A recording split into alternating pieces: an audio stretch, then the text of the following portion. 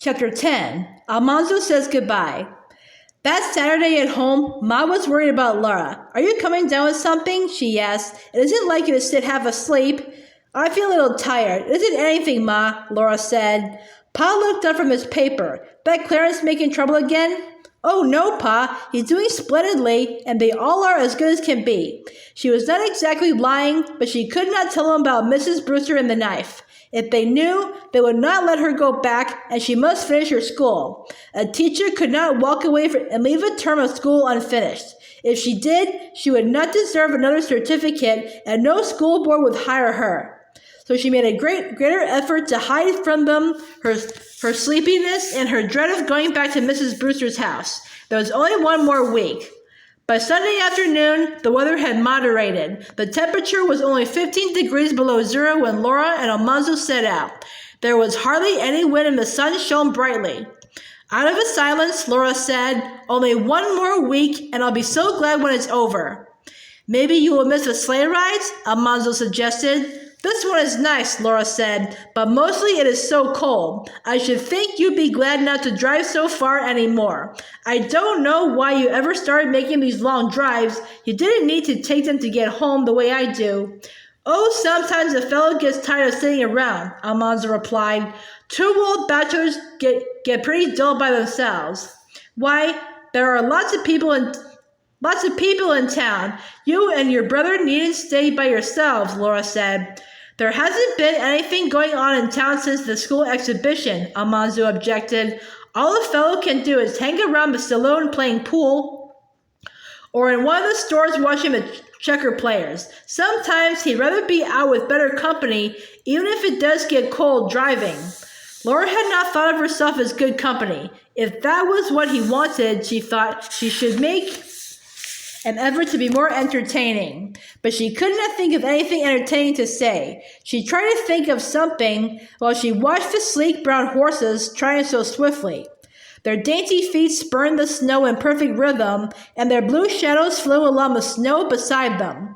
They were so gay, tossing their heads to make a chiming of the bells, pricking their ears forward and back, lifting their noses to the breeze of their speed that rippled their black manes. Laura drew a deep breath and exclaimed, "How beautiful!" "What is beautiful?" Almanzo asked. "The horses. Look at them," Laura answered. At that moment, Prince and Lady touched noses as though they whispered to each other. Then together they tried to break into a run.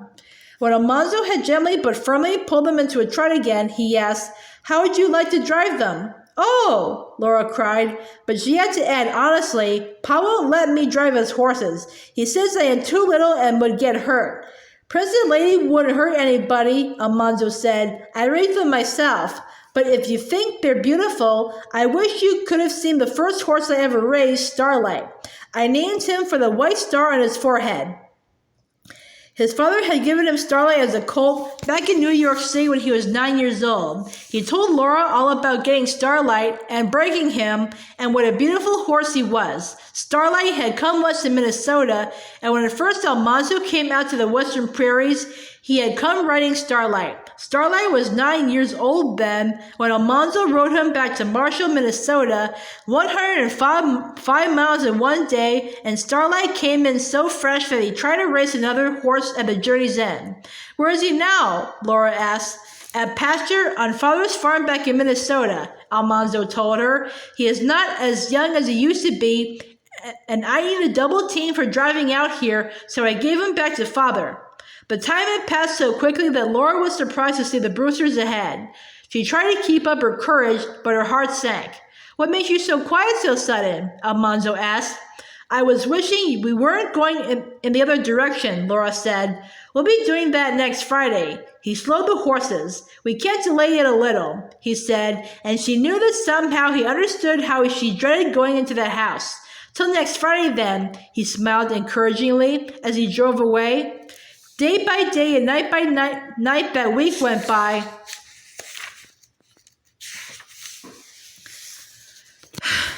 Until there was only one more night to get through. Tomorrow was Friday, the last day of school. When that one night and one day were over, she would go home to stay.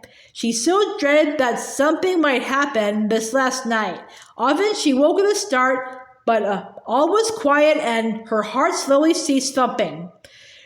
Friday's lessons were unusually well learned, and every pupil was carefully well behaved. When afternoon recess was over, Laura called the school to order and said there would be no more lessons. School would be dismissed early because this was the last day. She knew that she must make some closing speech to the school, so she praised them all for the work they had done. "You have made good use of the opportunity you have come to school," she told them. I hope that each of you can get more schooling, but if you cannot, you can study at home as Lincoln did. An education is worth striving for, and if you cannot have much help in getting one, you can each help yourself to an education if you try. Then she gave Ruby one of her name cards of thin, pale pink cardboard with a spray of roses and cornflowers curving above her printed name. On the back she had written, "Presented to Ruby Brewster by her teacher with kind regards. Brewster School, February 1883. Tommy was next, then Martha and Charles and Clarence." They were all so pleased. Laura let them have a moment to enjoy looking at the pretty cards and carefully place them in their books. Then she told them to make ready their books, slates, and pencils to carry home. For the last time, she said, "School is dismissed." She had never been more surprised than she was then, for instead of putting on their wraps as she expected, they all came up to her desk. Martha gave her a beautiful red apple. Ruby shyly gave her a little cake that her mother had baked for her gift. And Tommy and Charles and Clarence each gave her a new pencil that he had carefully sharpened for her. She hardly knew how to thank them, but Martha said, "It's us, I mean we, that thank you, Miss Ingalls. Thank you for helping me with grammar." "Thank you, Miss Ingalls," Ruby said. "I wish it had frosting on it." The boys did not say anything, but after they had all said goodbye and gone, Clarence came back. Standing by Laura's table and leaning against it, he looked down at his cap in his hands and muttered, "I'm sorry I was so mean." "Wait, Clarence, that's all right," Laura exclaimed, "and you have done wonderfully well in your studies. I am proud of you." He looked at her with his old saucy grin and shot out of the room, slamming the door so that the shanty shook. Laura cleaned the blackboard and swept the floor. She stacked her books and papers and shut the drafts of the stove. Then she put on her hood and coat and stood at the window waiting until the sleigh bells came jingling and present ladies stopped at the door. School was out. She was going home to stay. Her heart was so light that she felt like singing with the sleigh bells. As fast as the horses trotted, they seemed slow. "You won't get there any faster pushing," Almanzo said once, and she laughed aloud to find that she was pushing her feet hard against the cutter's dashboard. But he did not talk much, and neither did she. It was enough to be going home. Not until she had thanked him nicely and said good night and was in the sitting room taking off her wraps did she remember that he had not said good night. He had not said, "I'll see you Sunday afternoon," as he had always said before. He said, "Goodbye." Of course, she thought, it was goodbye. This had been the last sleigh ride.